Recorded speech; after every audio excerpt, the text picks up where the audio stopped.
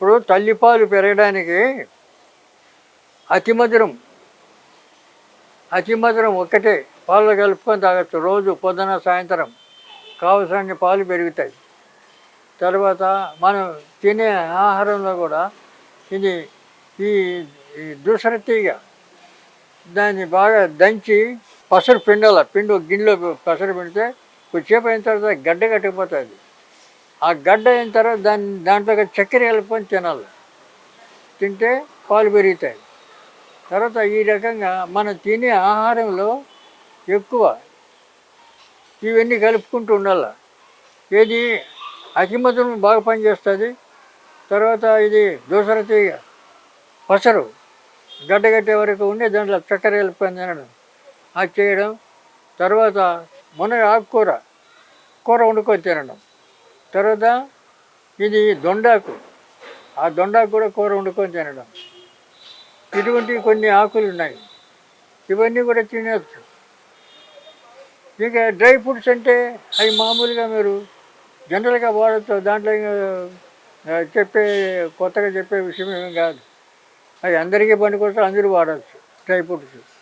కాబట్టి ఇలాంటివన్నీ మీరు కాస్త ఓపికతో అలవాటు చేసుకున్నా సరే. ఎక్కువ మీకు ఈజీగా ఉండేది అంటే అతి మధురం ఈ దూసర తీగ ఇలాంటివి చాలా పనిచేస్తాయి. అవి మీరు వాడుకోవచ్చు. తల్లిపాలు పెరుగుతాయి. అన్ని రకాలైన స్త్రీలు అందరికీ కూడా పాలు పడతాయి, దాంట్లో జనరల్ అది. కానీ చాలా కొద్ది మందిలో మాత్రం ఈ లోపల పాల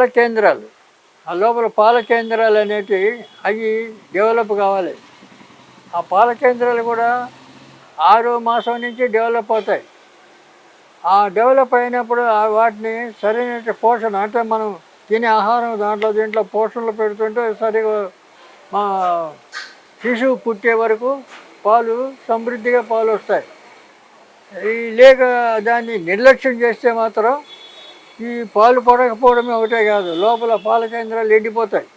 ఆ ఉట్టిపోతే బయట పాలు రావు. తర్వాత ఆ బాలింత రోగాలే దానివల్లనే వస్తాయి, బాలింత రోగాలని. అటువంటి వాటికి కూడా ఈ చికిత్స ఏమంటే కొన్ని మూలికలు ఉన్నాయి. ఆ మూలికలను బాగా దంచి పసరు ఉండేటివి. ఇప్పుడు దాంట్లో దొండ ఆకు బాగా దంచి అది తర్వాత రమ్ముల మీద వేసి కట్టుకట్టాలి. రాత్రిపూట పొద్దున తీసేయాలి.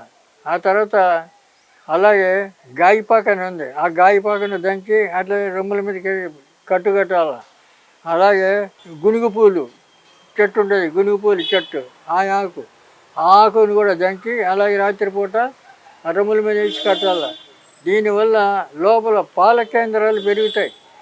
పాల కేంద్రాలు పెరిగినప్పుడు పాలు సమృద్ధిగా రావడానికి అవకాశం ఉంటుంది. తర్వాత మనం తినే ఆహారంలో కూడా డ్రై ఫ్రూట్స్, తర్వాత మంచి ఈ పాలలో కలిపి తాగమని చెప్తాం కదా. అతిబల పొడి చూర్ణం దొరుకుతుంది, అతిబల ఆ చూర్ణం ఇలాంటివి కొన్ని దీంట్లో వాడాలి. అశ్వగంధ, అతిమధురం ఇవన్నీ కూడా కొన్ని పాలలో కలుపుకొని తాగుతూ ఉండాలి. దీనివల్ల పాల కేంద్రాలు పెరిగితే పాలు ఉత్పత్తి కావడానికి అవకాశం ఉంటుంది.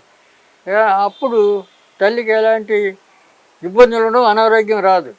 ఈ పాలు రాకపోతే కూడా తల్లికి అనారోగ్యం వస్తుంది, పిల్లకు అనారోగ్యం వస్తుంది.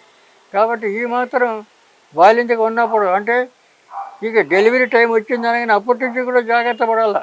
అప్పుడే ఇవన్నీ కొన్ని ఒకటి వాడుకుంటూ వస్తే పాల కేంద్రాలు పెరుగుతాయి, పాలు ఉత్పత్తి అవుతాయి. తల్లి పిల్లకు ఎలాంటి ఇబ్బంది ఉండదు, అనారోగ్యం చేయదు, క్షేమంగా ఉంటారు.